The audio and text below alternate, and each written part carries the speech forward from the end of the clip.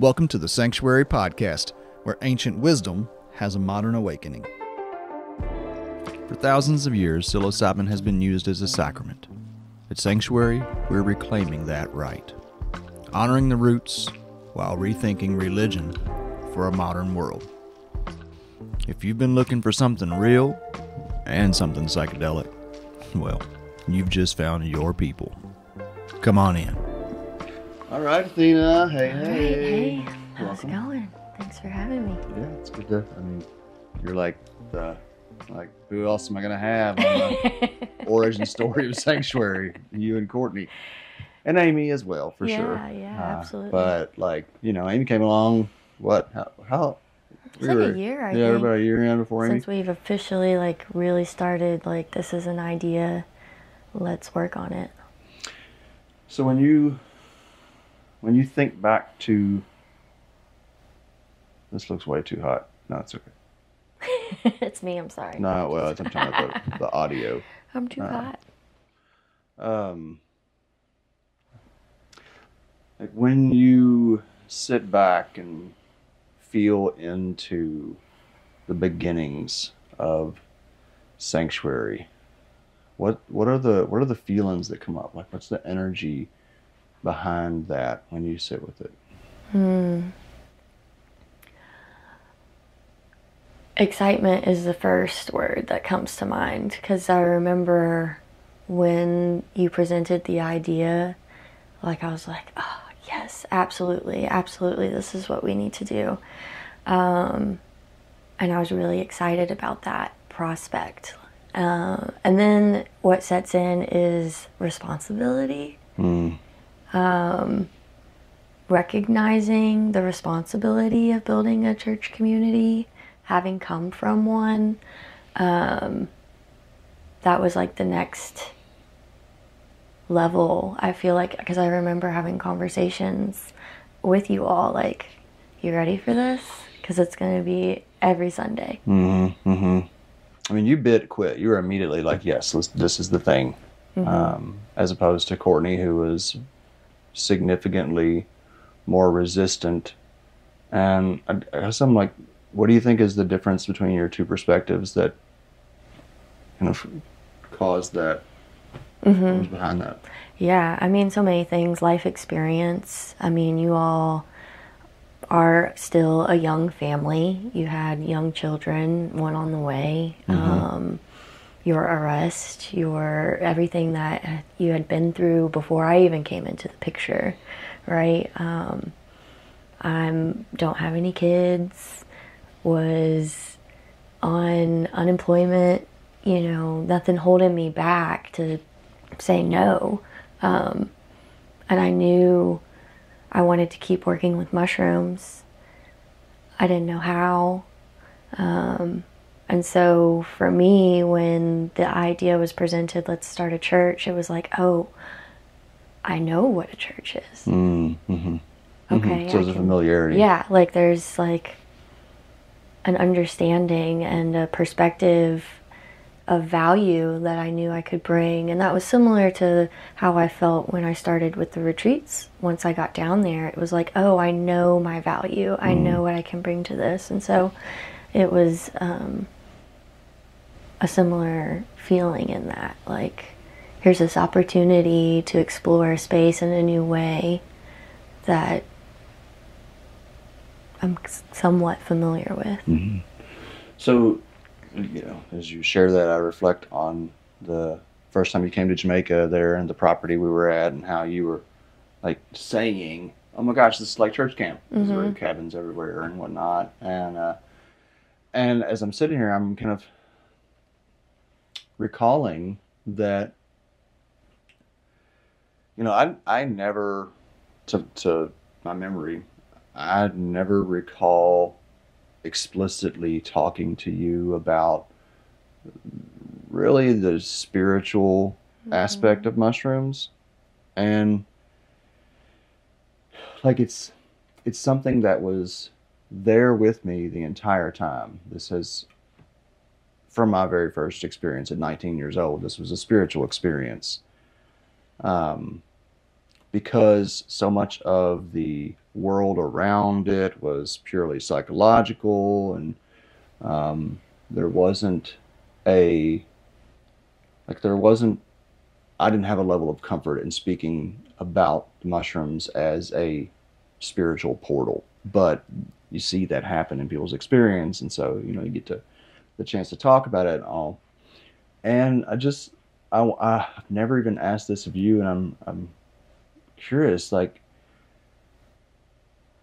the perspective shift or modification of seeing psilocybin as this therapeutic tool to this spiritual sacrament.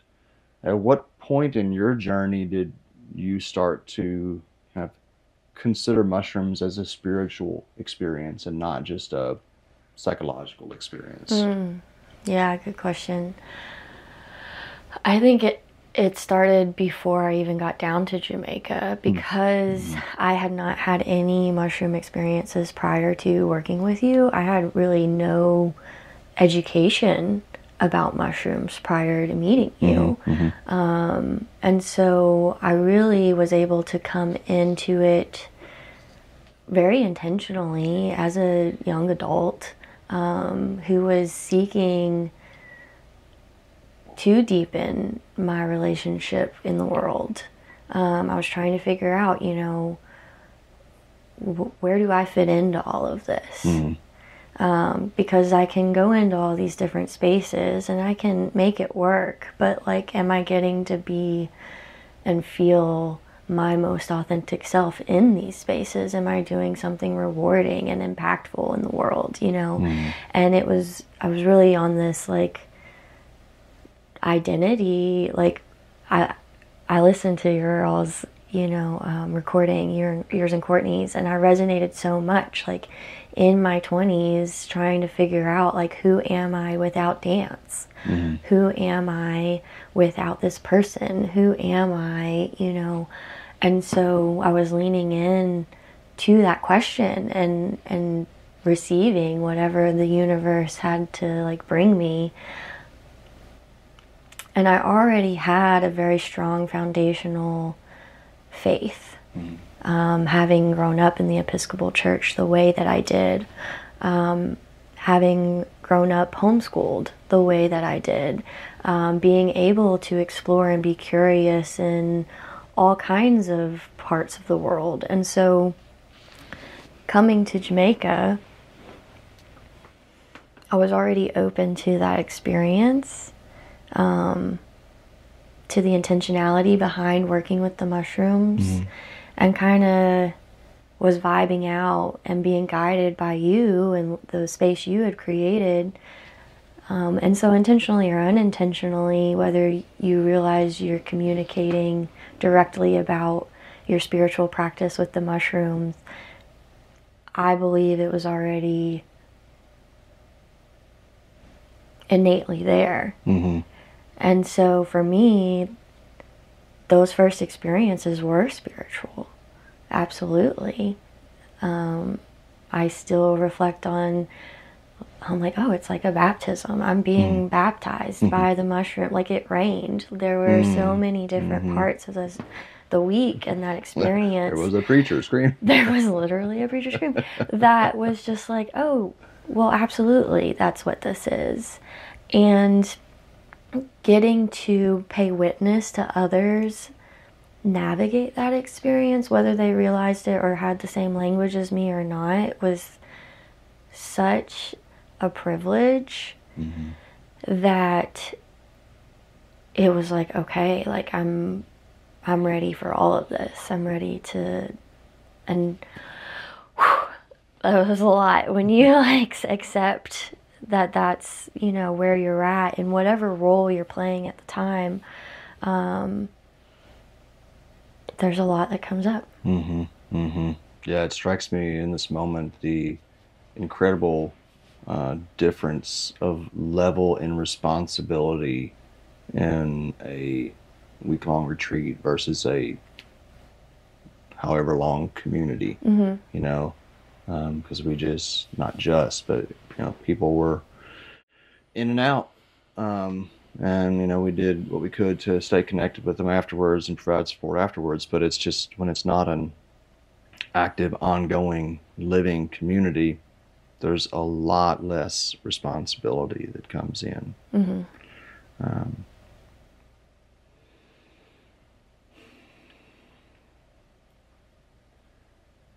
So what's been with it within the church? What are the differences in responsibility that you've experienced? Well,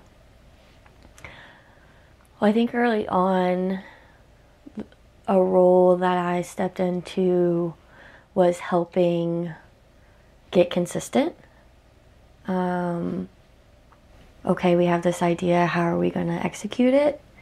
Asking those questions like, when are we available, when are we not available? Kind of gathering the troops, if you will. Like, you had identified some folks, but then it was like, okay, when do we meet? How do we build this into the rhythm of our lives currently, which was really helter-skelter there at the time. And so that role evolved and shifted and changed based on how the world around us changed and how, you know, people went back to work, people went back to school. Childcare was a part of that role in supporting the growth and the vision where we're going with this, so that we can reach more people, so that we can communicate what it is we envision in this space. As we continued to grow, I fell into this kind of first point of contact role, which was familiar from the retreats. Like, as we started building in safeguards, or you could say like relationship development processes, recognizing, you know, trying to learn what worked in Jamaica, what didn't work in Jamaica, what's going to work here. Like, you're working with a whole different demographic of people. What's going to encourage our loved ones to be on board with this, because it's kind of like, all right, it got like, here she goes again.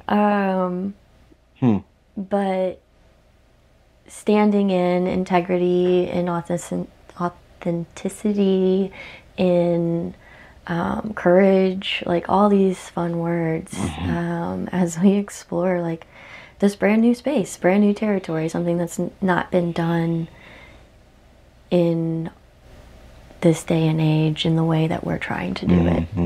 Did you get pushback from your family? No. Yeah, your mom was pretty involved from day one. Yeah, that still, it doesn't really matter. I don't get hung up on it, but I do like to think about that first service that we had in the backyard at Courtney's parents and some of those early times. It's so wild to think. I mean, it's just so wild to think about how this thing started, and not necessarily where it is now, because I see so much more for it to come. But it's like we were looking back at some of the things that got accomplished this year, and it's like, oh my gosh, we've done so much with so little. Yeah. So in terms of, you know, reconciling your Episcopalian, is that right, upbringing and this kind of psychedelic world, has that been a challenge for you at all, or is it just kind of a natural fit? Like, yeah, it's been really natural for me to just deepen my spiritual relationship. I haven't made it back to the Episcopal Church in the sense of like I'm going to church there every Sunday, or but I am reconnecting in a new way, because I believe we have similar values.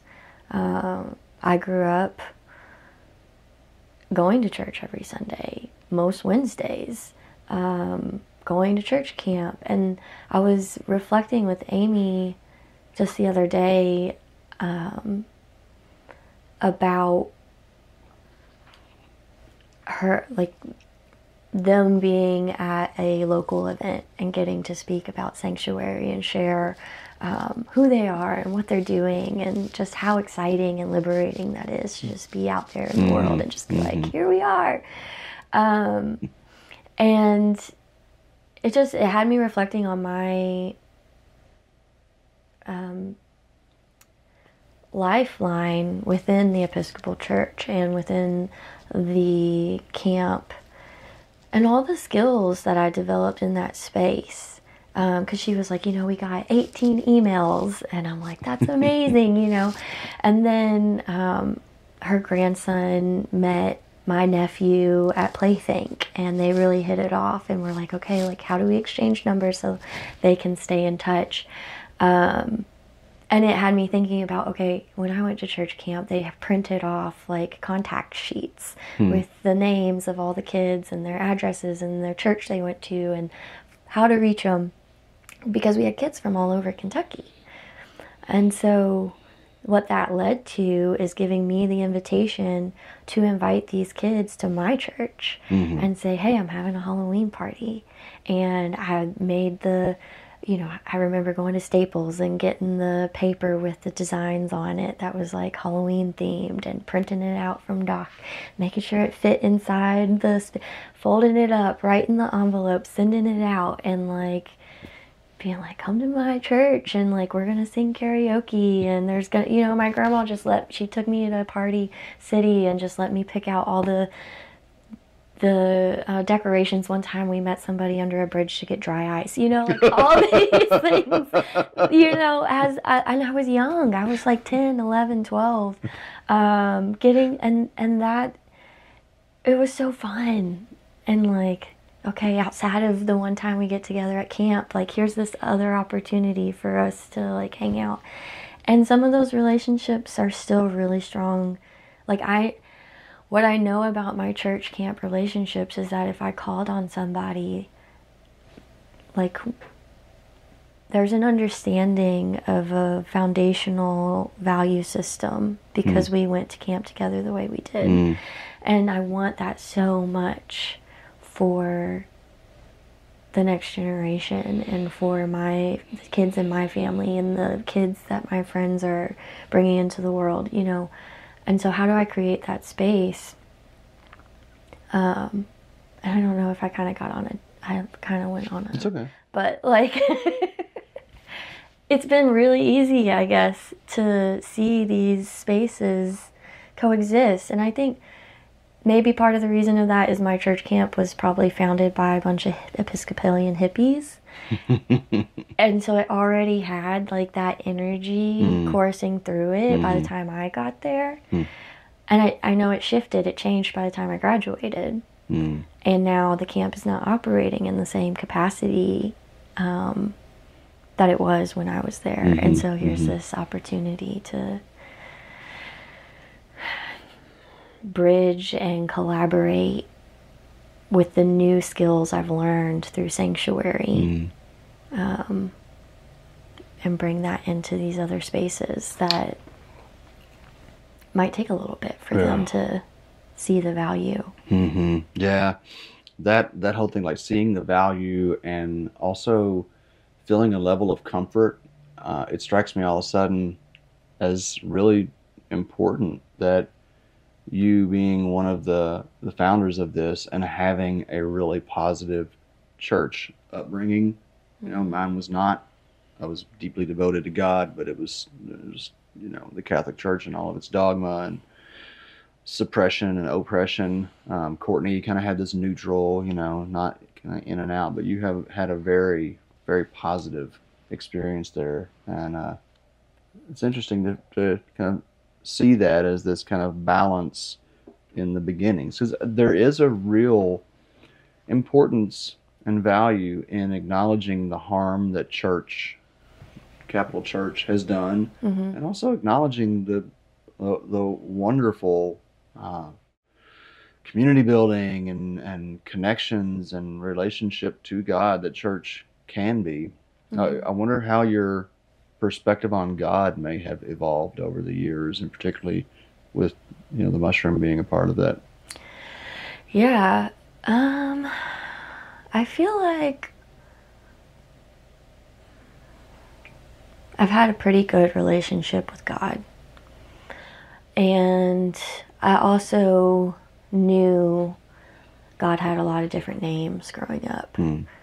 And so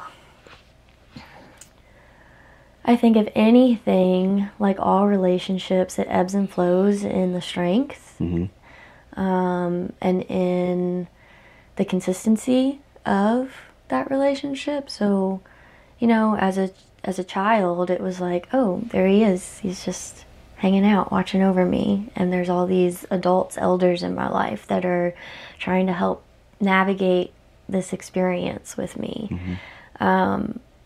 Present, but not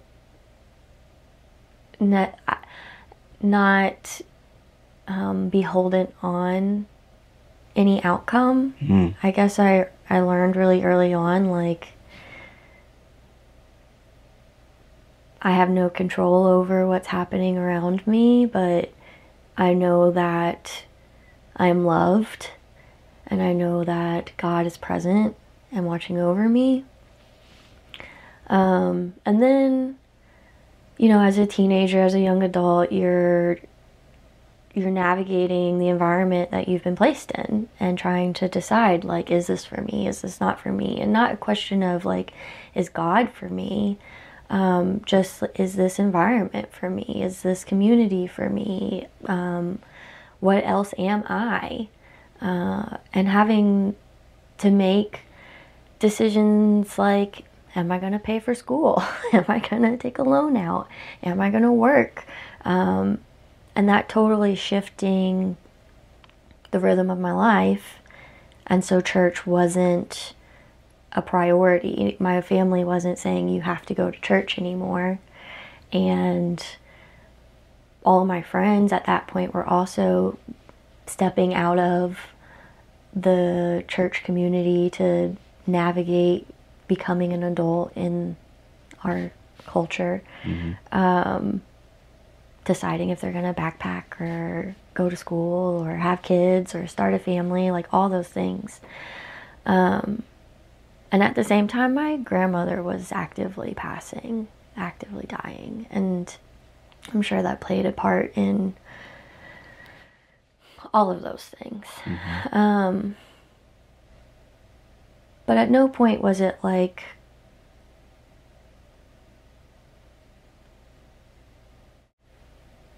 God's not here anymore.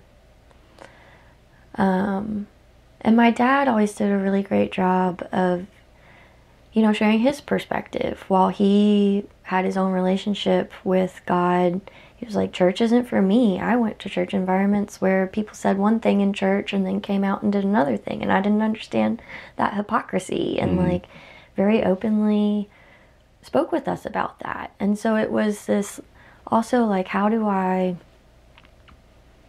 walk in the world with what I've learned in church?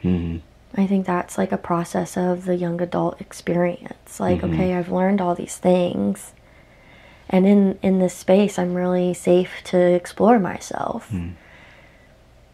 Because I know the core people that show up every Sunday are going to be there every Sunday, and they're going to genuinely ask me how I'm doing.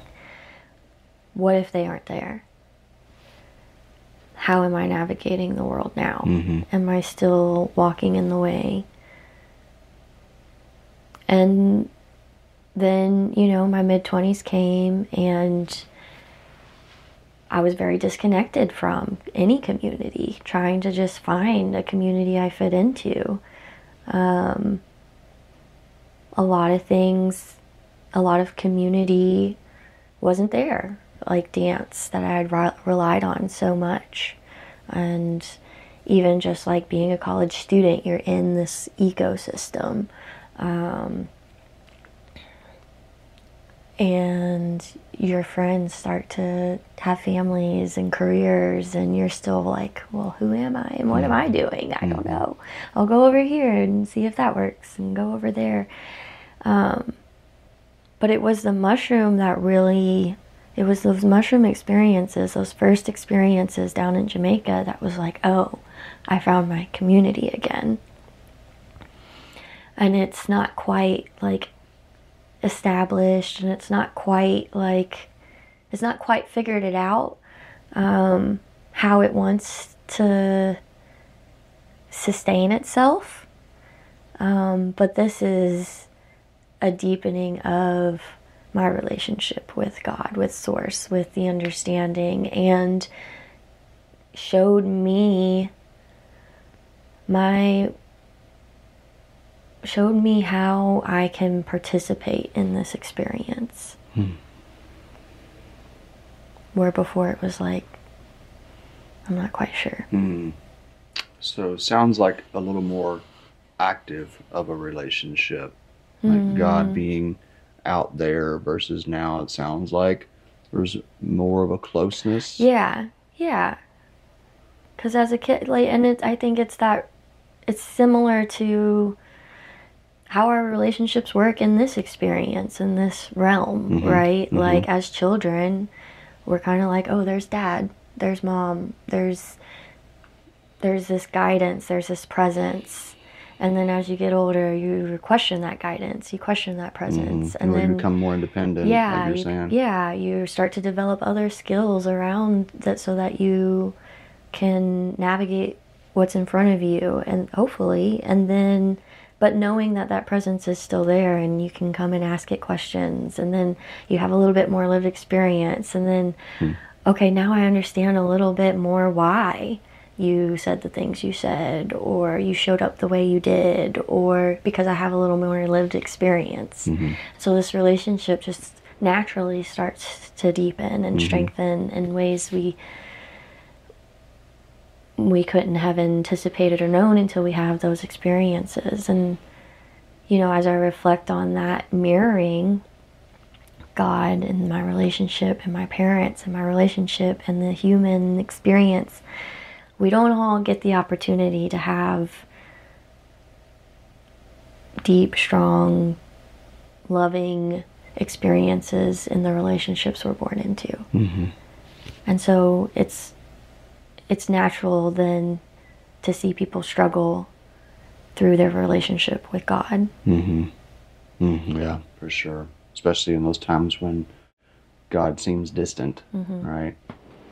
And, you know, it strikes me as you're sharing that, like, I've never really thought about comparing my relationship with God to my relationship with humans.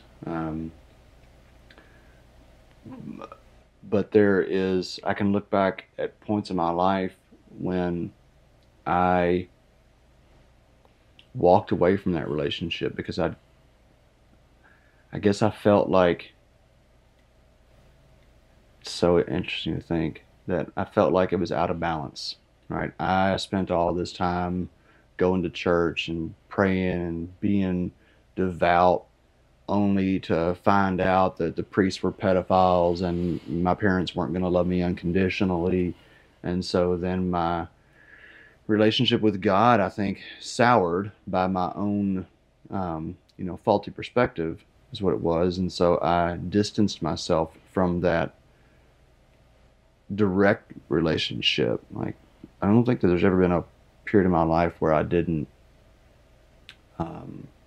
have all for the mystery, but to really think of it in terms of a living relationship with my Creator, that's really only been like in the last couple of years that's come back into a tangible experience. And so as I reflect on human relationships and those trajectories, it maybe gives me a little more hope for relationships that I thought that were lost that may, come back around.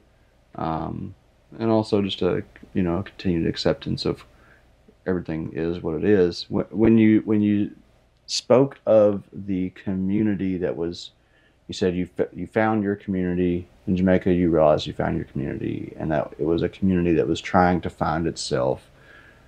Do you consider Psanctuary an extension of that community down there? Yeah. I mean, we definitely have people, right, that come through all those and members and whatnot, but can you talk about that a little more? Yeah, I mean, for me, it's the starting point of this, where we are now. So it's been this ongoing. So I've expressed this before, and I think it's important to express now, is how the feeling and the energy that I imagine Psanctuary as a community, as a spirit, as an energy force, is one of that maternal, like your grandma's house where you just feel so seen. Your auntie's house, you know, and because for me, that's what I had and that's what I needed and that's what worked for me. It might not work for everybody, but it's that feeling of like, no matter how I show up today, I'm gonna be loved. And I may need a good talking to, you know, I may need some loving reflection for the decisions or the behaviors that I'm putting out in the world. But that's why I went in the first place, is to be shown, you know. And so for me, it's this ongoing experience because it's the spirit of the mushroom, I think, that holds that space, that holds that community. It's not me or us. It's like, okay, the mushroom started this. I didn't start this. And so I hope that Psanctuary can embody that energy so folks, you know, even and myself included, this relationship can ebb and flow based on what I need. And it's an ongoing relationship. It's evolved. How I've grown and changed and shifted has changed, and so how I participate in the community has changed and shifted and morphed into what it is today. And it'll continue to change, hopefully, because I'll continue to change, you know. And that so that other people, if they, and this word devotion comes up, right? Like it's not just consistency. It's not just intention. It is this devotion to the experience that is a muscle. Not everyone has worked out, you know, and not everyone is ready to consistently work out. And you know, some people who have been harmed by, you know, you go to the gym and you don't know how to use the weights, and then you pull your back, you're gonna be like, oh no, the gym is not working. It's not that I didn't have the education to properly use the weights.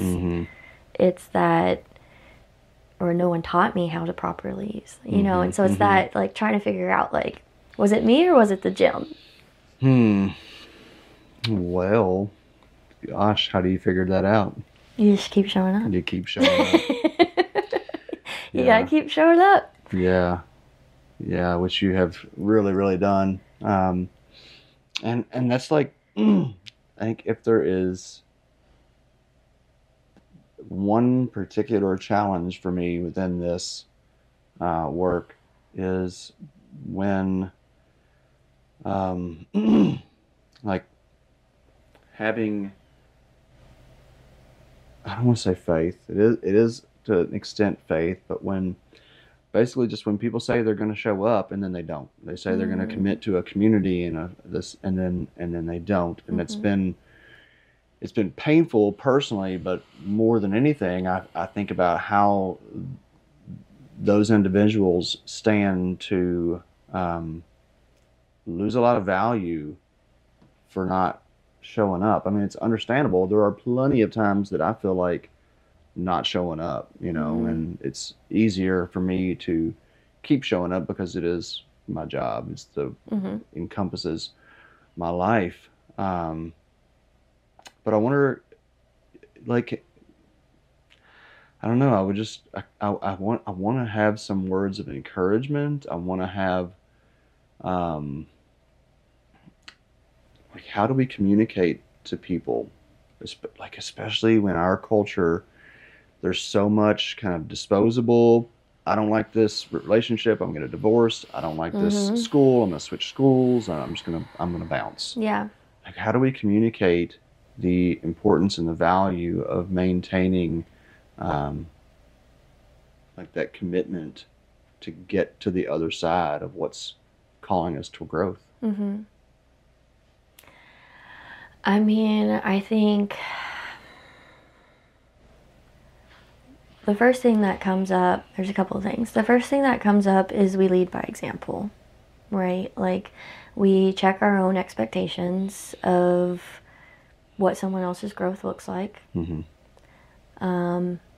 And I'll bring this in because it fits right in. Like, practices of harm reduction is meeting people where they're at. We do that in the mushroom space. We do so well to communicate that in our trainings, in our ministry trainings.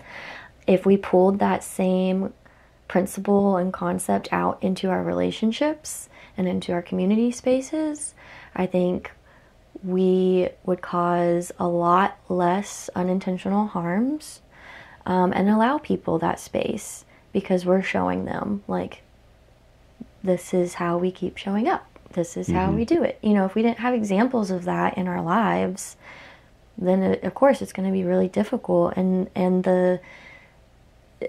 what our systems use to survive is that flight or fight, like recognizing the psychology in the person's experience as they step away. And we've seen people do it in our space. Like, we've seen them step away and say, I just needed a minute to recenter. What's me? What's theirs? Because we it's so easy to get wrapped up in the allure of this community is going to be what I always wanted. I've dreamed of this. I've had dreams. And then you get in and you're like, well, everybody's dreams are a little different, you know? And then you realize, oh, I actually got to show. I can't just like sit in the space and say, you're doing this wrong, this wrong, this wrong. Oh no, I got to sit in the space and say, okay, how can we do this together? What am I contributing to what I'm seeing as like a challenge or a growth hurt, you know? Pain that points to growth. Right.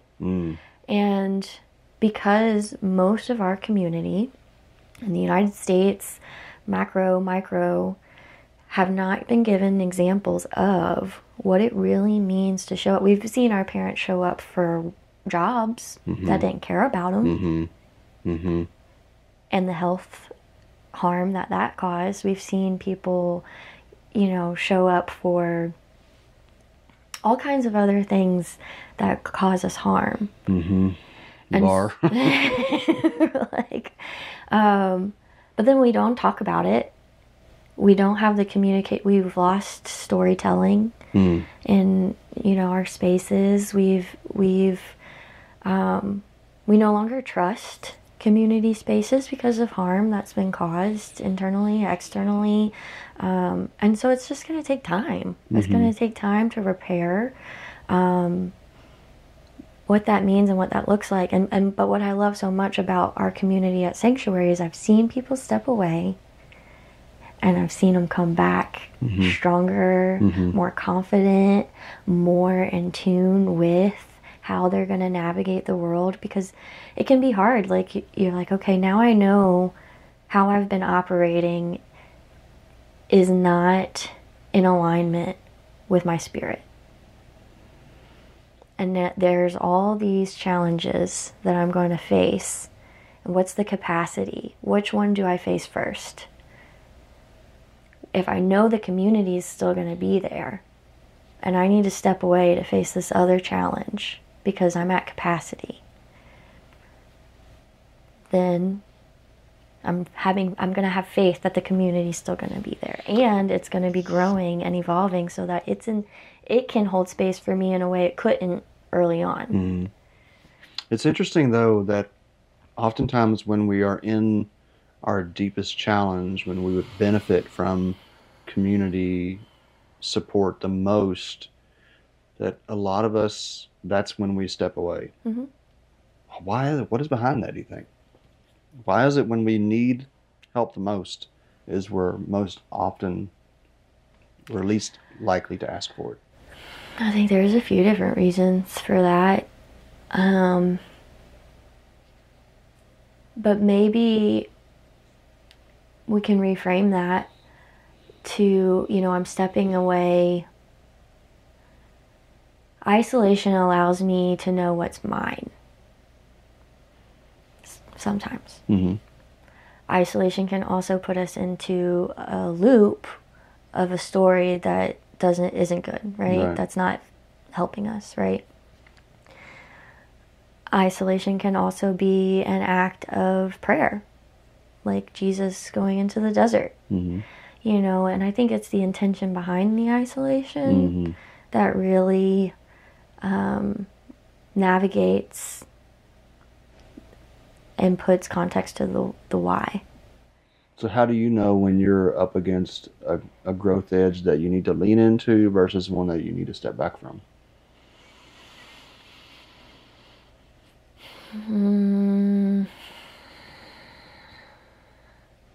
If there's other people's voices in my head saying, you should do this, you should, if it's other people's voices telling me to do something, then I know it's not in alignment with me. Now, it may be that they're saying something that I'm also saying, but if it's in their voice and not my voice, and oftentimes I move towards when people tell me I can't do something. So, tell me I can't, and I'll go do it. Whether that's good for me or bad for me, discerning. But yeah, I don't like being told what to do. And so when someone is projecting onto me what they think I should be doing, or the best decision, or my potential, or whatever the case may be, that's when I'm going to pull back and be like, well, is that mine? Or is that someone telling me you should be doing this? And I normally get really when it's in alignment, things just kind of fall really seamlessly into place. And I couldn't anticipate how seamless, it's just and I believe it should be challenging, but it shouldn't be hard. It shouldn't bring you to the point because when I'm making decisions based on what others want me to make, I am very emotional. I am very this is the end. This is the end of who I am, is what it feels like. And I'm this isn't who, when I'm hurting with the change, then it's not, in my experience, not the direction that, and divine intervention has played big parts in that for me. I mean, I'm reflecting on working in Jamaica and being told, okay, the next iteration of you leveling up in this space is moving to Jamaica. And I was instantly, it was a gut punch. And then I'm grappling with, okay, is this the next step? Talking with my partner, talking with people close to me, is this they're telling me this is the next step. Okay, it's temporary, we can figure it out, but in my body, it doesn't quite feel right. And then to get down there, to move down there, and then literally COVID happens a week later. I never moved to Jamaica. So that's a very clear moment for me. I'll do this because I do want to continue to grow, and because I do want, and the people around me are saying this is the next step. This is how I'm going to buy my house. This is how I'm going to, learn new skills so that I can do more of this work. But in my body, it didn't feel right. Well, I'm recognizing in this moment that I have been one of those voices that's told you what you should do a number of times.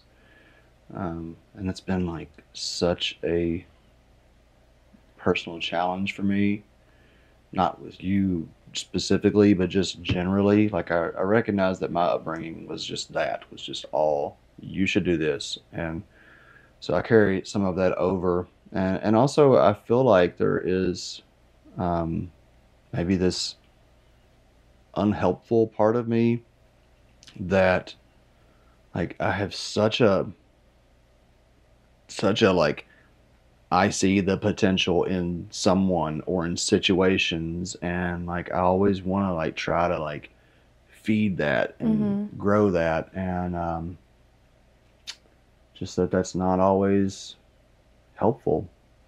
Sometimes it is, and like being able to discern when it is and feels really important. And so just want to apologize to you for projecting that onto you. And like strikes me like all of a sudden I'm like, I don't know how you're gonna respond to this, but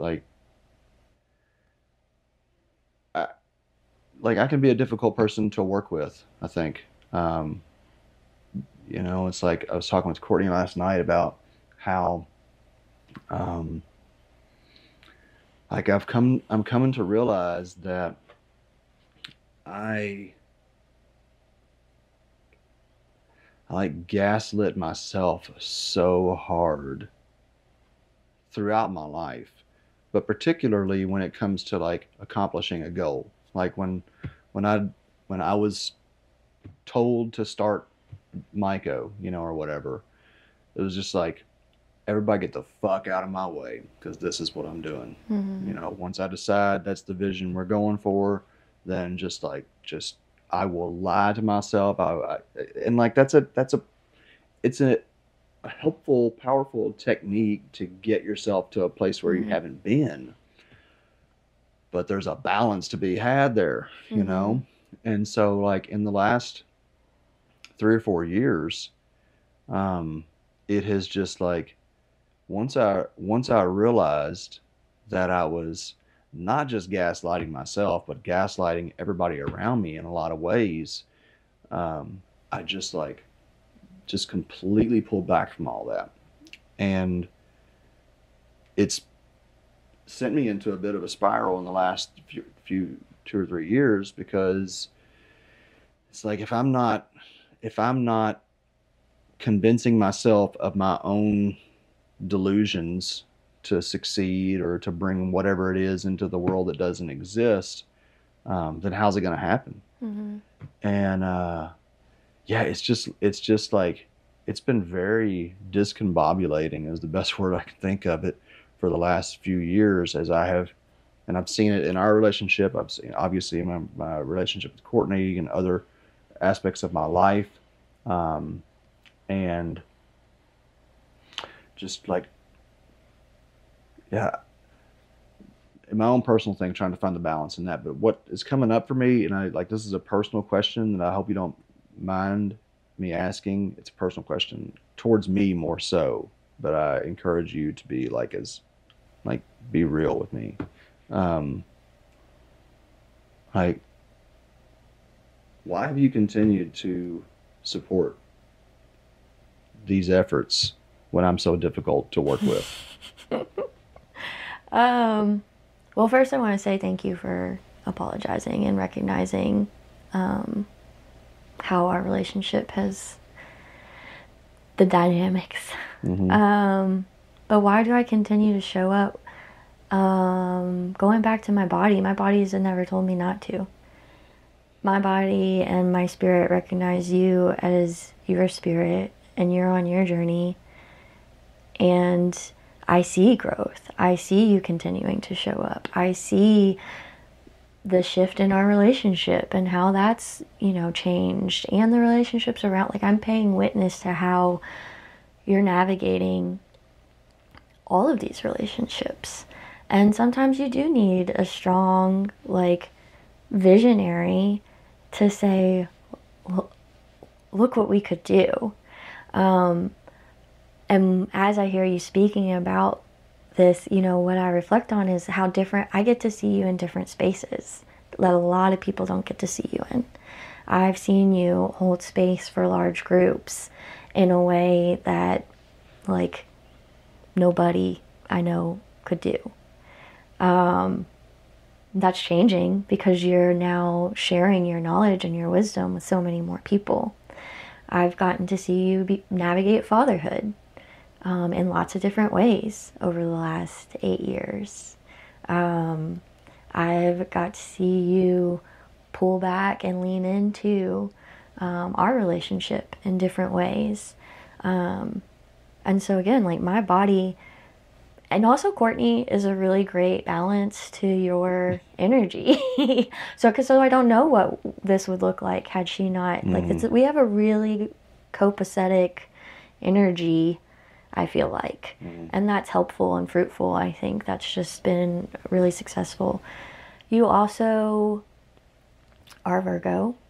I'm a Virgo moon. And both my dads, my dad that raised me was like a Virgo cusp, and my biological dad is a Virgo. And so there's always been this like father energy, and my relationships with them and how I've met them where they're at on their journeys. And so it was kind of like, I've been training to work with you in some capacity. And gratefully, I know and had already seen like how relationships ebb and flow, and what unconditional love looks like. And as I hear you reflecting, like you're such a wonderful gardener. And now upstairs we were just talking about how I overwatered my plant, and so if you applied those same like gardening skill sets to the garden of Psanctuary and the seeds that we plant, like I'm planting seeds all over the city, and I don't know when they're going to germinate, and I don't know when they're going to come to fruition, but I know you and Courtney and Amy and Jeff and Scott and Debbie and Jason and all these wonderful, beautiful people have really centered Sanctuary's growth and foundational support systems in a way that I couldn't at the time. But I've been out there planting seeds, and we're going to be and already are in a space I couldn't have imagined us, like, I could imagine, like, we're going to get there, but, like, in 4 years, what's been accomplished to create brave spaces for people to explore and be curious and show up in the good and the bad and the ugly and the beautiful and, like... If that wasn't happening, and as I mentioned, like my body would tell me. Jeff said something the other day when we recorded, I thought was so powerful. He said, if it's conditional, then it's not love, period. Like, and I was like, oh, damn. Like if you, that doesn't mean we don't sometimes, step back and all that. But yeah, I think that was a really powerful sentiment. Well, you really show love. You really show love. You keep showing up.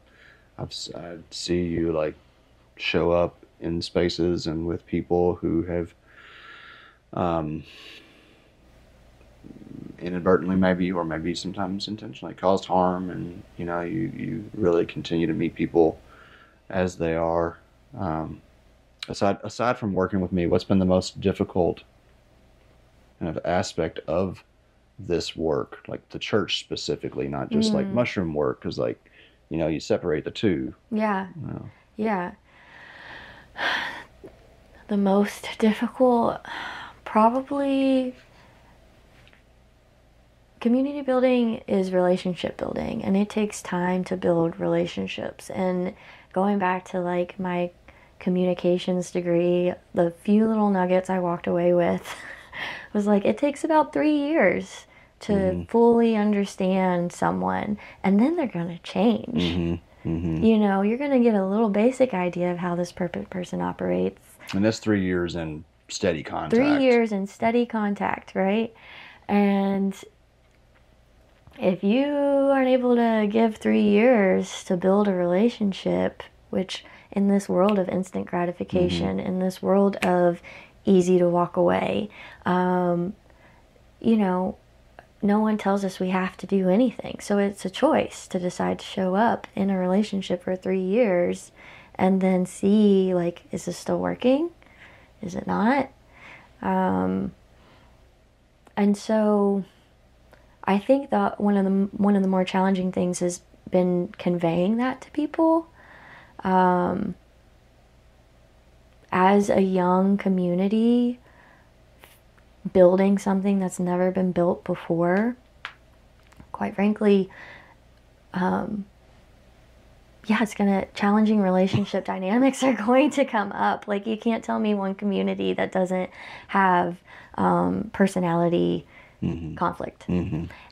What I love is how we have come up against those conflicts, fallen short many times, but have done our own personal development outside of the community to then bring that into our space so that it's just the culture. And it's something we have to practice, because it's not, this is a larger than sanctuary thing.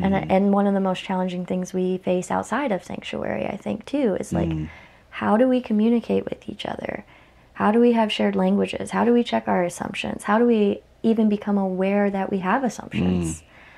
And so while it's been the most challenging, because people get, if we're meeting people where they are, and they're coming into our church community space, and they've maybe been harmed by previous communities, which a lot of people in Sanctuary have.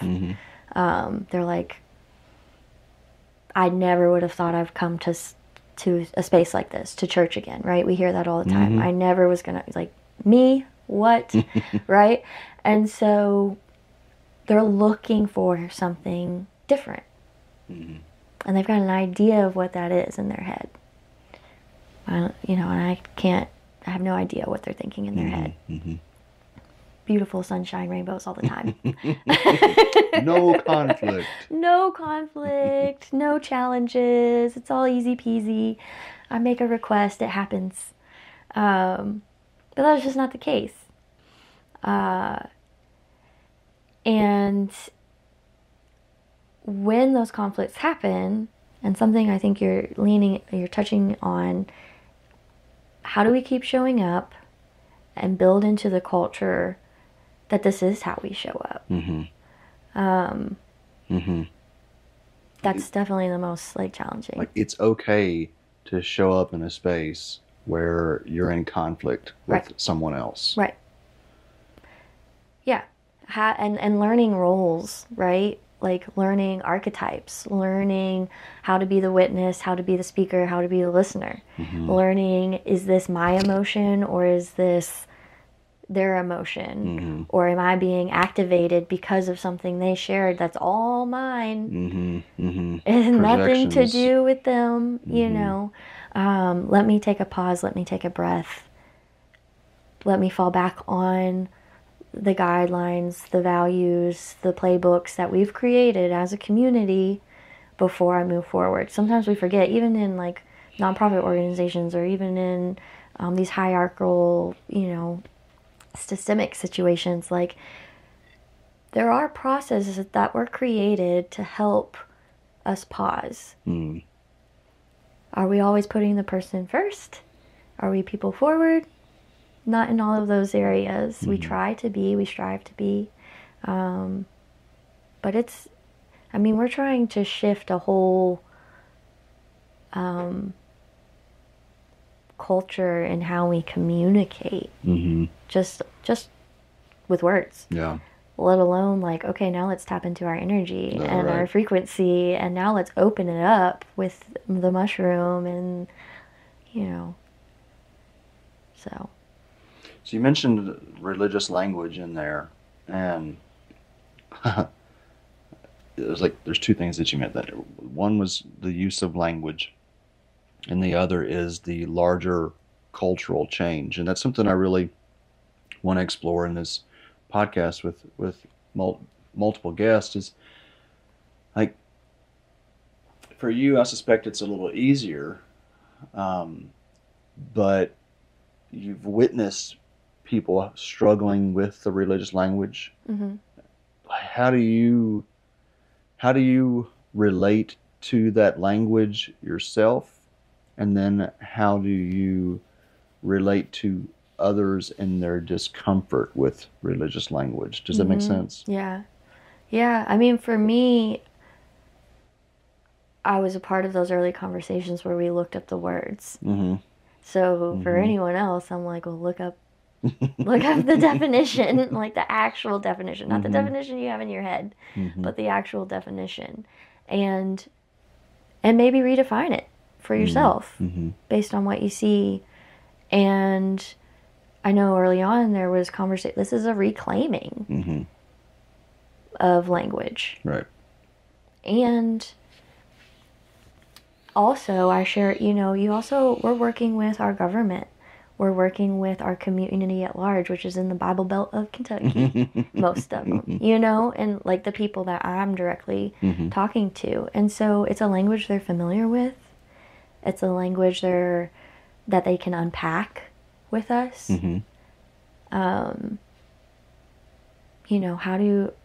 When you say ministry, I'm sure a lot of folks, their first mind goes to like the people on the corner trying to get you to join their faith, right? For me, ministry is an act of service. So what service are you stepping into to help those in your community? Well, that looks different for everybody, and your capacity is different. There's small little spaces that we're all ministering to something, whether we're aware of it or not. And you could be ministering to good, or you could be ministering to things that cause harm. Yeah. Wow. Ministering to fear, to faith, to courage. Which feeds into the larger conversation around cultural change, and that has been back of mind for me, top of mind at times, that what we are doing is a seed change for a larger cultural impact.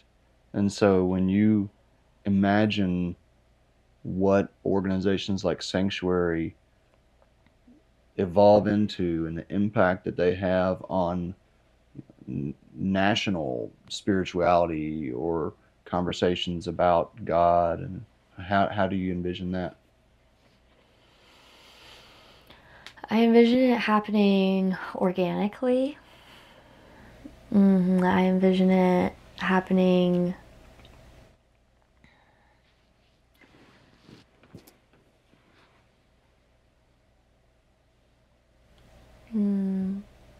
all the words that are coming up are like, I envision it happening like lovingly. I envision it happening with grace and kindness.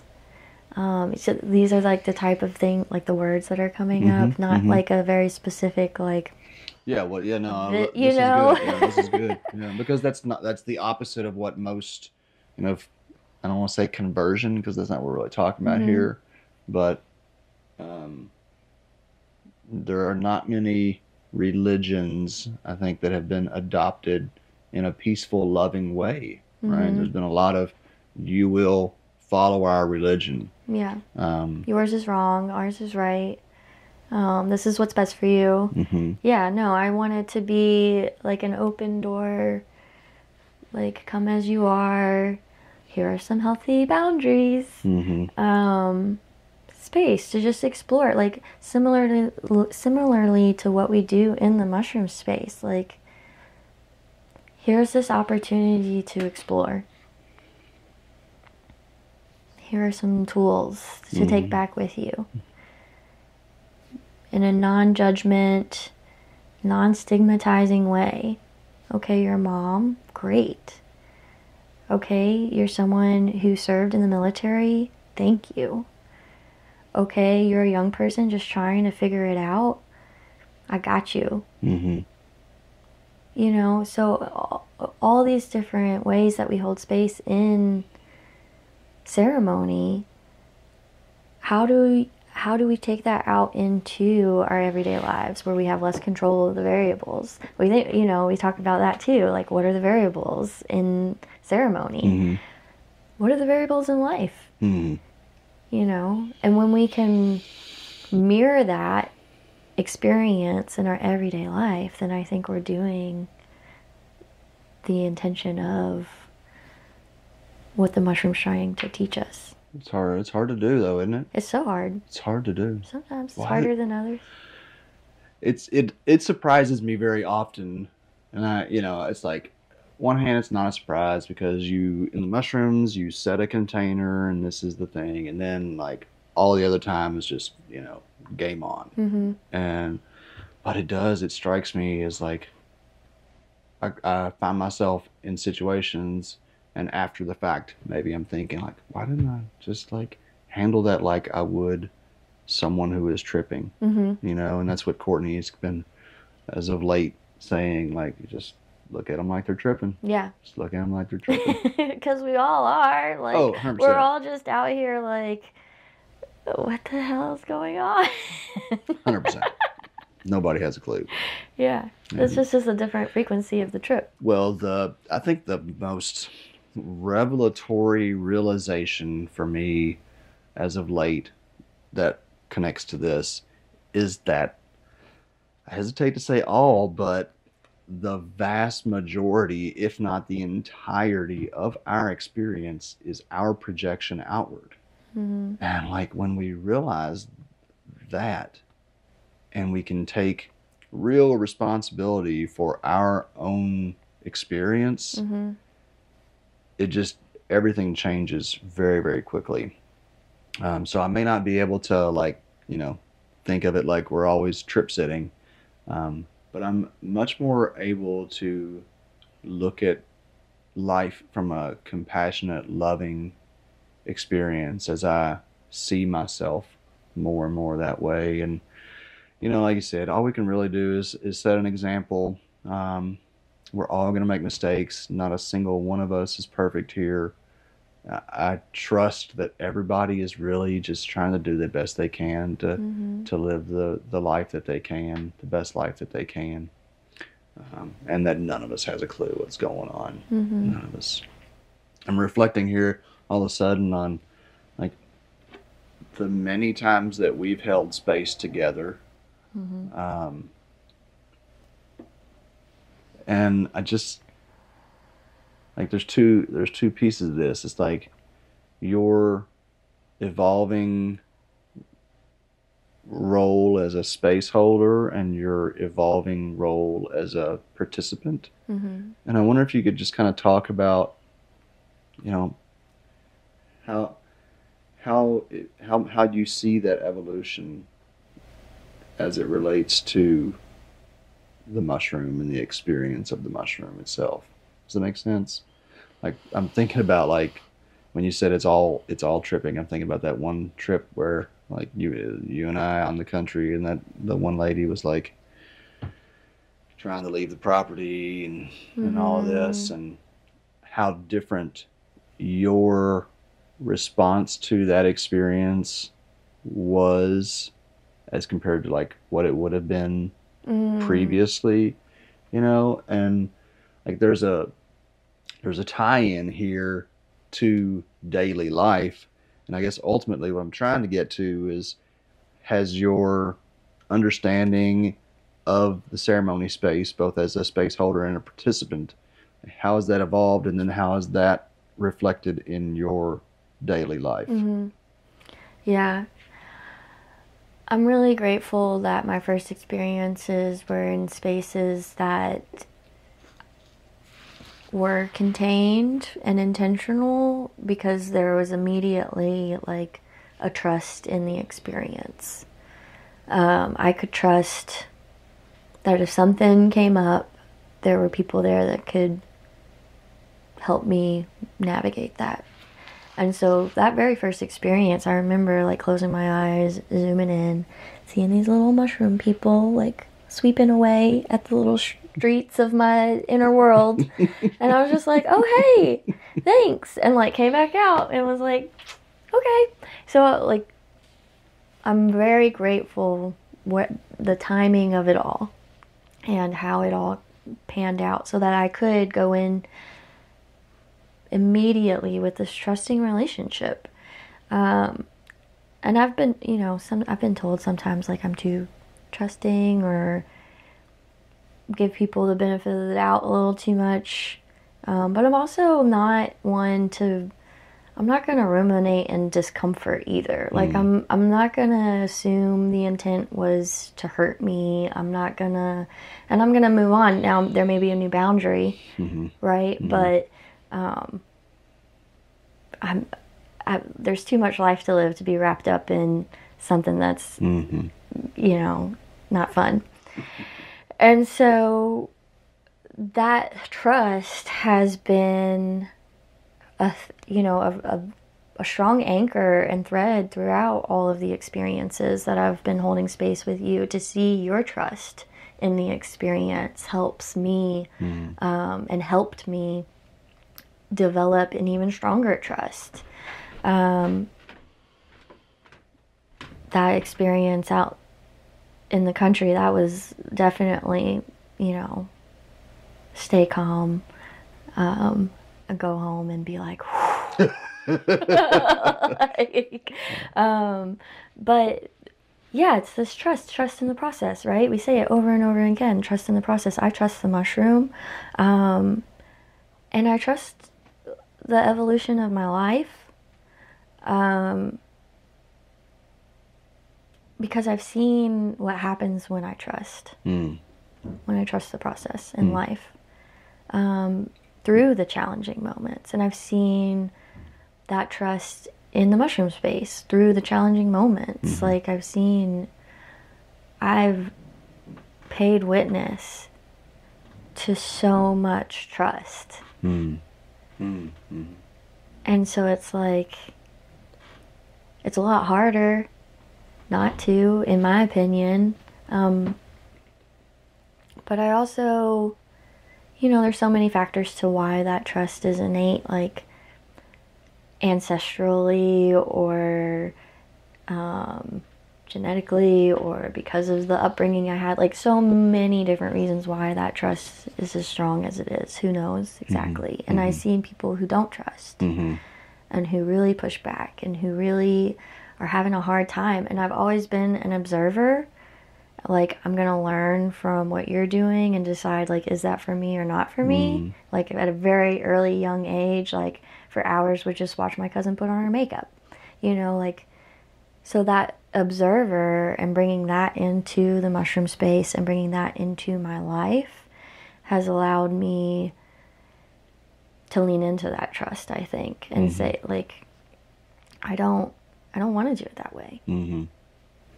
Have there been times when you have doubted your trust in the process, particularly the mushroom process?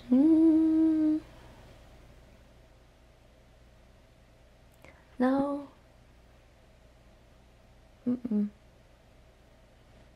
There's been times when I've been like, man, I can't wait to feel normal again. There's been times of like, I'm real glad I'm going to feel normal soon. And trusting that it's important that I feel the way I'm feeling so that I can carry into the next and through until I get to like the next mushroom experience. What's that? Yeah. What's the integration of your experiences? Like, how's that unfolding for you? As an observer of your experiences, I'm really curious how you're contextualizing that evolution. Mostly just through like conversations, and then I'm really fortunate that the work that I do is like integration work, pretty much. Like I am in this sweet spot where my work, they say if you find something you love, you never work a day in your life. So I'm in this really sweet spot right now that it feels like that. Like I'm not really working. I'm getting an energetic resource, money, to put out the integration work in multiple spaces, and to be able to like stretch my own muscles and in that space. Like what I love so much about Psanctuary and this co-creation, co-collaborative ecosystem we're creating is I get to be one of the first people to try something new. And I'm an immersive learner, and that helps me communicate with other people what the experience is like if they're not someone who, or they're new to, or they're like, my experience over here was like this. I'm like, well, I'm having this experience, you know? And I also love to kind of like, this isn't the best language. Like, I love to prove people wrong, you know? And so let me take that challenging or difficult or growth experience and let me turn it into and transmute it into something that's going to be beneficial for more than just myself. And so as my role within Sanctuary has evolved, as my capacity has changed, as our capacity has changed and shifted, I've gotten to explore, like, what does ministry look like for me in the mushroom world? How often do I want to hold space for other people? Where before it was like, we got to do this. Yeah. This is what I do. Yeah. Now it's like, no, I get to do that. And how special and sacred is that? I get to choose who I'm holding space for. The evolution of our education and getting to dive into creating a foundation for what this work looks like. Because I work on the back end administratively, like I'm getting different skill sets that I can apply in other community spaces or on other projects. Now I'm getting to really flex a muscle in actually leading conversations and activities and educating in a different way in my style. I'm like coming more into like recognizing what comes naturally to me, which is, it's kind of funny, like Athena, the archetype, is she's a strategist in so many ways. And here I am now in these roles where strategy is in the title of my role. And I'm like, okay, well, how do I help others learn how to strategize? If I do it so naturally, how can I bring that into the space so they have actionable items to walk away with? And that feels really good. And to feel that reflected back to me by community members, like, oh, I really enjoyed when you led because this, and this happened. That doesn't happen. So, and then I hope that, like, by me stepping in and through all these different levels of our community, it gives others their permission to do the same. Like, that's what we want you to do. We want you, you know, and it may take a little time to figure out what that looked. Took me time. Absolutely. I needed to step away. I needed to be in a different learning space so that I could see how all of this is going to work for me, for what feels right for me. And I think that's how I'm integrating the work. It's like I'm integrating the work by doing the work. Yeah, it does. I'm just like, you know, I don't necessarily love proving other people wrong, but I do love being proven right. Yeah. And I'm just saying, like, maybe I shouldn't have told you that you should be a leader, but it's nice to see. It's good to see it happen. Yeah, I still struggle. On its own. I still struggle with the word. Same. Have you gotten into human design at all? Yeah. Mine is the reluctant leader. The reluctant. Like, that's like the, yeah. What's your? I forget. I have a girlfriend that she's all up in it. She has like my human design on lock. So when we're talking, I guess that's another area. I have people outside of Sanctuary who are also into exploring this life in different ways, who I can be like, dude, you're not going to believe all these synchronicities that happened, or like all this is happening like outside of Sanctuary. So it's like peer-to-peer just support. And I think that's important to have. And because I tell people who I would encourage to go to therapy or counseling, I'm like, sometimes it just helps to have that outside perspective 100%. to just look at, like mediators. These are really important roles. And when you're wrapped up into a project or into a community or into like these spaces, it can be really difficult to step outside of what's right in front of you. 100%. And so to have peer support outside of, and she's all up in the human design. So it's just, I get a totally different perspective. And I'm like, okay, it's just affirming. It's like, okay, things are on track. It makes sense why I'm feeling this way. Big things are on the horizon. Okay, what can I do to support myself so that I'm able to hold space for what's about to happen? Or, and when the things that unexpectedly happen, like this time last year was really, really tough for me. And I had stepped back quite a bit in many ways.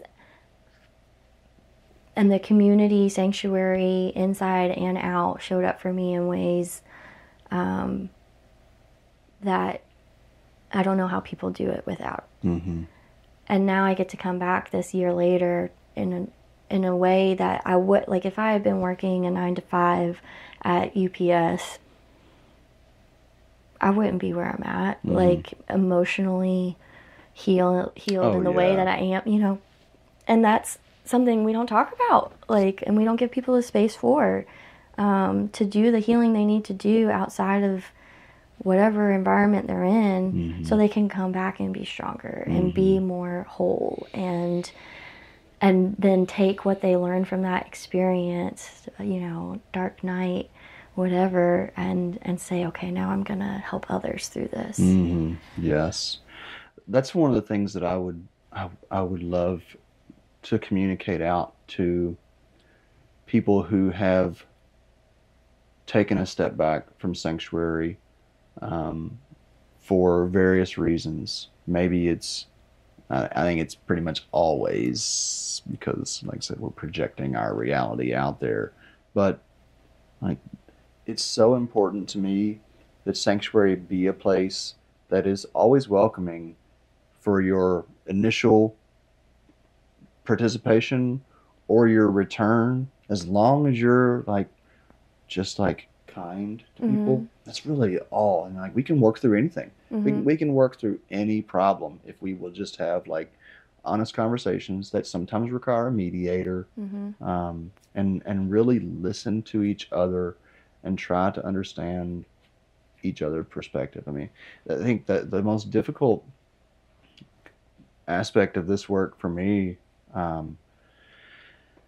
you already spoke to a little bit, is that people on the outside are wanting things to be immediate or different, or and those who are on the inside are like we're in here doing our best, and there are all of these other things that we've got to consider to keep the organization, you know, upstanding and safe and sustainable and all of that. So and at the same time, like it's just really important for me that people know they can always, you're good, it's all good however you show up.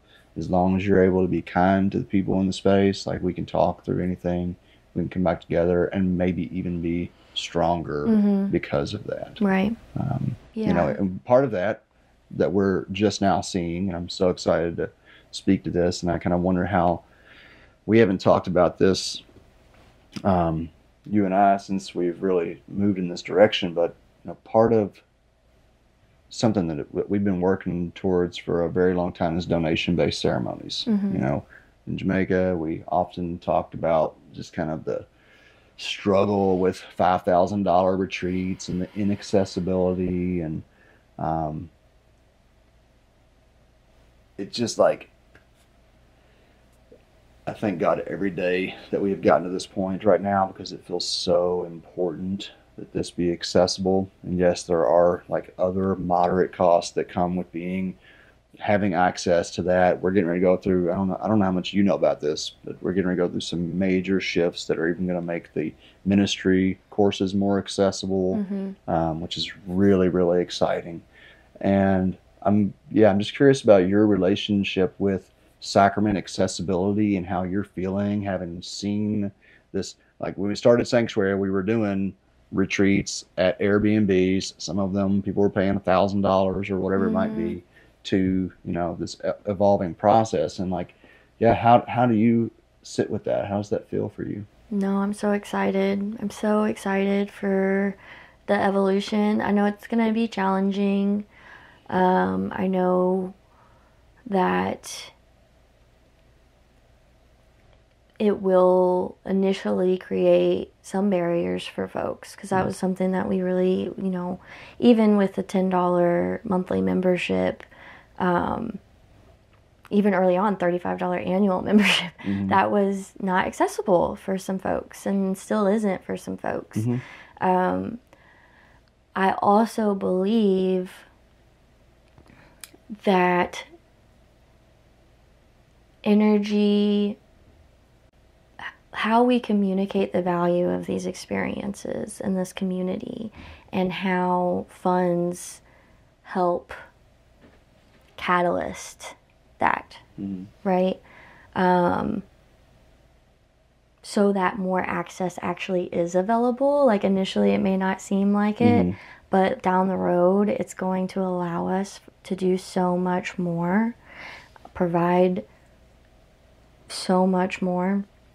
I'm really grateful for this evolution, because I felt firsthand, you know, the energy exchange in Jamaica, the expectation, the value of the experience, and who got the brunt of when it didn't work out the way as planned. You know, that's not a fun place to be in. And this is so different than that, so different. And to have a space that we can work openly, transparently with the owners of the property. I've been reflecting this year, because I am looking to step back into the church camp, the Episcopal Church camp that I grew up at,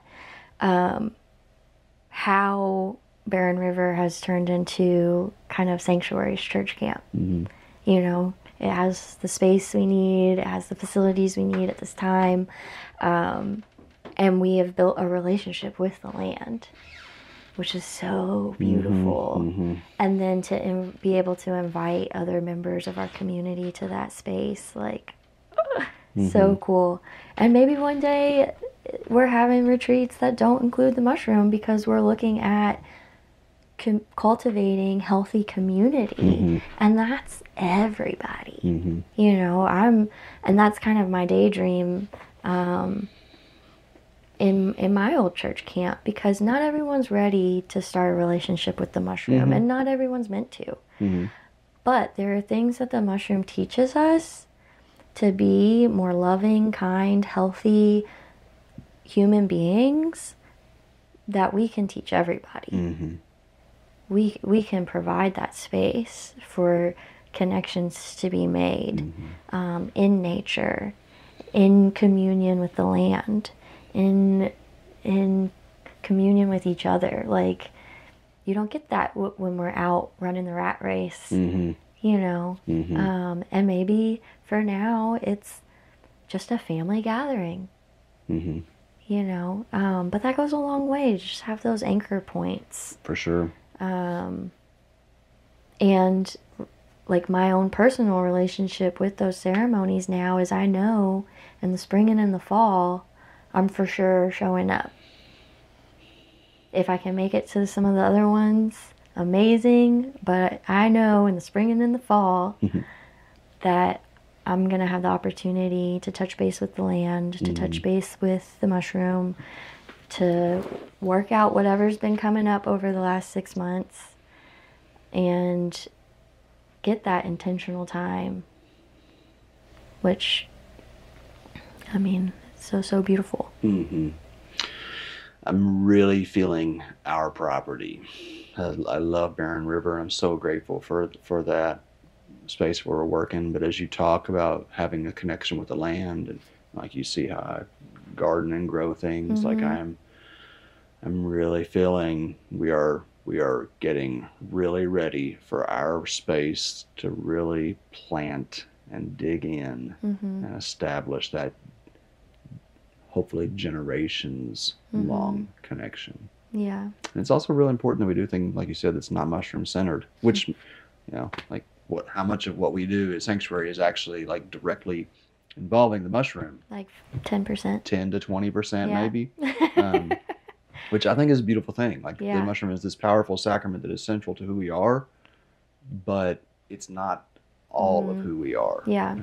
And I'm really looking forward to the opportunity to collaborate with other spaces or communities that have, similar value systems, but are maybe, connecting in a different way. Like, what can we learn from you all, and what can you learn from us? Well, you're already doing that with harm reduction work. Which, shout out to Kentucky Harm Reduction Coalition.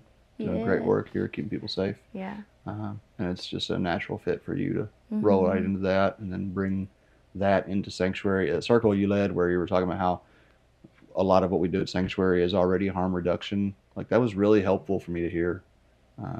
Because,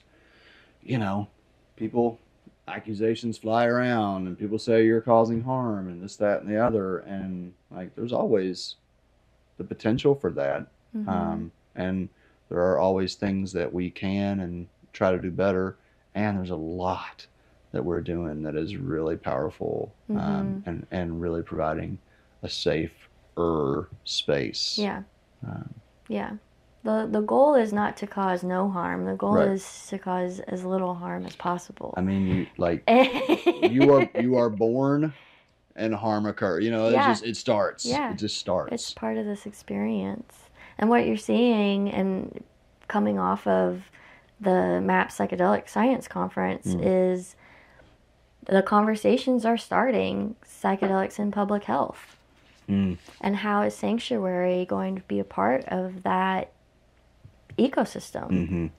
We are in so many ways, and through me and others of our community, we're connected to other public health organizations, and we're planting seeds whether we realize it or not. And there is going to be a big conversation overall, over-scoping, like, how do we talk about these sacred plants, medicines, psychedelics that support human evolution in public health.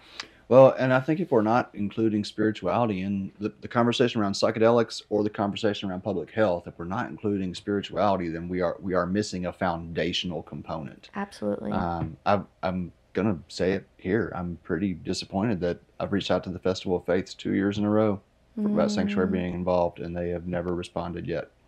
So calling it in now. I'm just saying, if anybody should be at Louisville's Festival of Faiths, I think Sanctuary, we have people from all faiths as a part of our community. Our sacrament is like foundational. It's in the cave, the cave paintings. It's the oldest. Yeah. So. But we got to meet them where they're at, right? We got to meet that community where they're at, and maybe they just needed to see us be doing what we're doing over some time. Yeah. It takes 3 years, yeah, right? So maybe third, fourth time. Yeah. They'll be like, all right, y'all done. It's interesting. It is interesting. I actually recently got an email from someone who's curious about our community, fully believes in the sacrament, and is having a challenge with the fact that the Tao Te Ching is our sacred text. That email, and how grappling with, like, how does my Christian faith weave into, can it be both and? And for some people, it's like, right now, it's a hard no. A lot of people, majority of people probably, it's a hard no. And so imagining and putting myself in the shoes of our longer standing traditional religious faith organizations, like, oh, what? There's this new thing. Yeah. Yeah. I won't go too far down that. Yeah. But I can certainly sense the internal conflict that it might bring up. So. Yeah. It's all good. It's all happening in its perfect time. That's what I tell folks that are like, I've been watching on the outskirts, or I've heard about you all, or I'm just learning, all these different expressions of engagement. And I'm like, we weren't ready for you. I can't know? imagine how long Like- it would take me if I was not in the middle of this and I saw this in my city. It would take me a while to feel comfortable and trusting of it. That's a guarantee. Absolutely. So understandable. Yeah. Is there like, I didn't send this to you, but along the lines of this conversation as we're wrapping it up, I'm kind of, is there a message about Sanctuary? If there's like one thing that you would really like to communicate out about who we are, what might that be? Sanctuary is a co-creation of lived experiences who is being guided with intentions of love and healing. So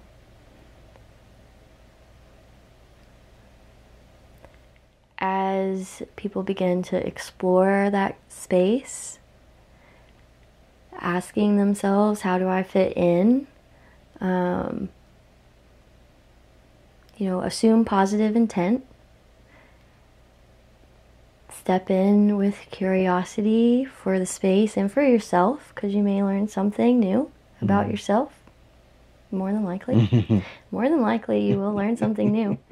And reach out. Don't, if something's not working, or if something is working, or if you see or have an idea, like, plant the seed.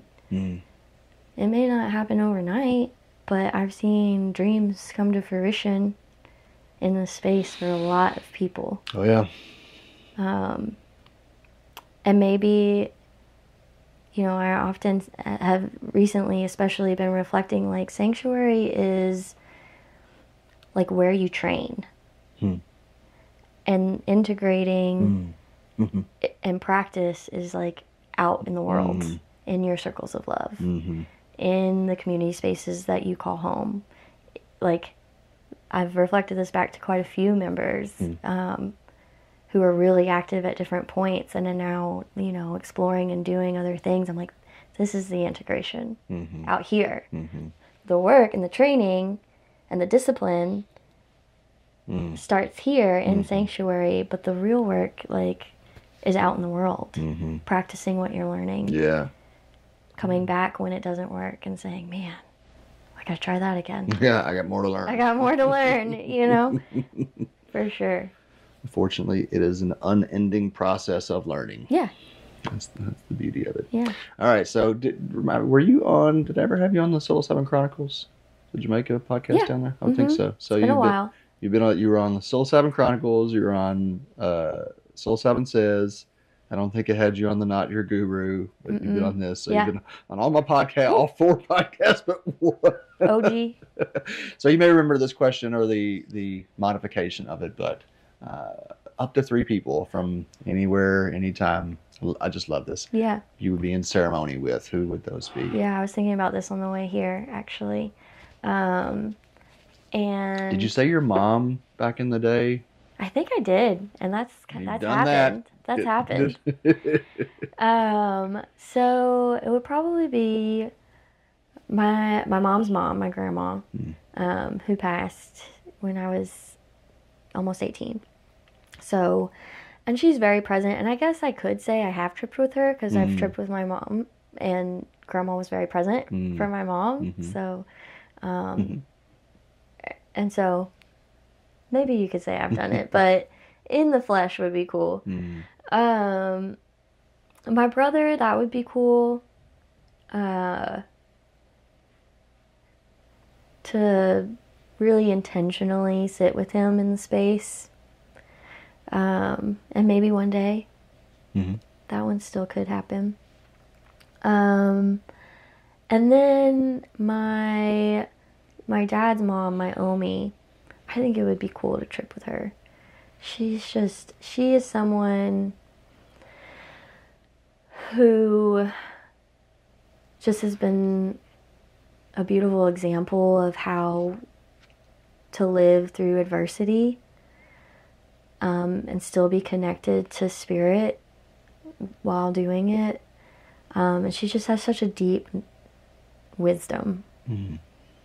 I think it would be cool to sit with her and just be like,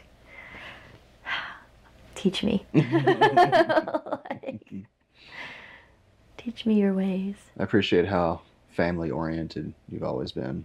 I think a lot of people think like big names or whatever, and I just appreciate that I just see that so much in your values, and that transfers into Psanctuary. It's really appreciated. And I'm gonna not ask the space holder. I want to ask if there's something that you might say to someone, which you do, that you answer this question a lot, but someone who's exploring the possibility of coming into Psanctuary, like how do you talk to that person? What are some of the things that you say to them? Check us out on Sunday service. It's a super low barrier, an easy way to get a feel for our community and the people in it. Because we're not a good fit for everybody. I acknowledge that up front. Like, make sure we're a good fit for you. And that's a great way to do it. Our in-person circles here in Louisville, because I talk with a lot of people who are local. I'm like, now I get to say, come to my circle. You know, and I always invite people. Like, sometimes it's hard just to go somewhere by yourself. The first time especially. So I really do, if I'm working with my local community especially, I'm like, I'll be there. You know, here's my number. We can go together so it doesn't feel so scary. Those are two really great ways. Check out what festivals we're going to be at. That's another low barrier way to step into community space, macro, micro. You know, like Psanctuary is a small little part of this little macro festival. So you're not, you know, you don't have to hang out with us the whole time. And being in that space is a value system of Psanctuary. So like, it's all connected and it all feels good. And if Psanctuary is a bridge or a resource center for you to find the community that you're looking for, like, it may not be Psanctuary, but maybe we help get you to the space because we were the first point of contact, you know? So yeah, I always encourage, like, check us out, vibe us out, then let's hang out. Yeah, dip your toes in. Dip your toes in. Don't jump in head first. I mean, that's how I roll. Well, since you mentioned your circles, I would like to say how much space, and it's not like space in terms of, oh, there's someone else leading a circle, now I don't have to. That's not what it's about. It is a fuck ton of pressure to always be the one that's leading the circles and doing the, you know, the front facing stuff. And it has just you doing that, Courtney's doing some, Jeff's doing some, Amy leading Sunday services, and Elena stepping into some of that. It just is so deeply appreciated by me, and I know by the community. It's like people want to hear other voices, and now I'm starting to feel more comfortable again. I think that's a big reason why I even felt comfortable stepping back into the podcast space, because it's like I can't be the you know, the person that's front facing for everything, and it's just been really wonderful feeling that, or seeing that, and experiencing that evolution. So yeah, thank you for giving me the space to step away for a little bit and carrying that weight, because it is, and I see it, and I saw it, and I was like, is that what I want? You know, and I needed to step away and kind of figure that out and feel more confident in stepping into those roles. And what you all have done on the back end that I mentioned before, like creating kind of support systems for those of us that are like not as confident in stepping into that role. I feel so much more confident now, not just because I have more lived experience outside of Psanctuary, but also because there are very strong support systems, better frameworks, and that's changes the game. And I just want to say I appreciate and thank you so much. That's not me. No, let me say thank you so much for being that person for so long, because it's hard. And I recognize, like, in my own learning, when that space opens up for me to then integrate, and how for so many years, like, you've been so immersed in the mushroom space and the mushroom work you're doing that there haven't been as many opportunities to step away. And you've collected and we've collected, and our energy fields have brought forth so many wonderful, amazing people that we can now allow ourselves to feel what that feels like. Well, when the people that you show up for and that you love and really invest your energy into, when they shoot you in the back with arrows, you got somewhere to come to talk about it. Yeah. And that's where our own healthy boundaries come in, right? Like recognizing, like, you know, it's got to be reciprocal. Yeah. The energy's got to be reciprocal. And if it's not, for whatever reason, that's a good moment to be like, okay, am I pouring too much into this? Do I need to step back? Am I overwatering this little seed? Which lessons everywhere. We do it all the time. All the time. Thank you so much, Athena, for being who you are and part of our community and sitting down here today. Yeah, thank you. Thanks for bringing it all together in this way, in this format, archiving our history this way. Yeah.